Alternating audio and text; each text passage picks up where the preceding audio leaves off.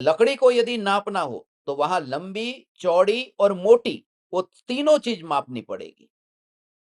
उसे घन कहते हैं, घन।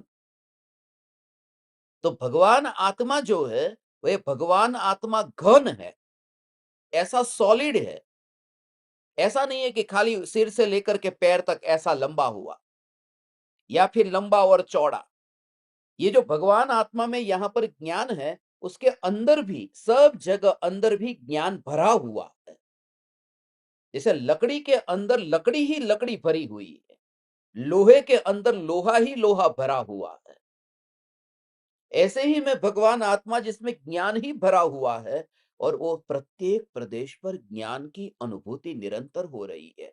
ज्ञान ज्ञान ज्ञान, कोई प्रदेश रूखा सूखा नहीं है। ये पूरा चैतन्य रस से भरपूर है, सा चैतन्य।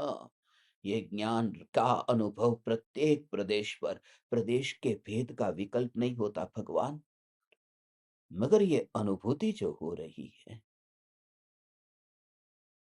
यह ज्ञान मात्र की अनुभूति, प्रदेशों के भेद के विकल्प के बिना कोई कोई प्रदेश कोरा कोरा नहीं है। खिचड़ी में, चावल में यदि घी डाला तो ऊपर से घी डाला, तो वो अंदर पूरी तरह से उतरा या नहीं उतरा, जरूरी नहीं है पूरी तरह से उतरा होगा घी। ऊपर ऊपर से डाला, फिर हमें चम्मच से उसको मिलाना पड़ता है। मगर घी यदि कम हो तो पूरी तरह से मिले भी नहीं, खिचड़ी का कुछ भाग कोरा रह जाए, हो सकता है। वो रस पूरी तरह से फैले नहीं।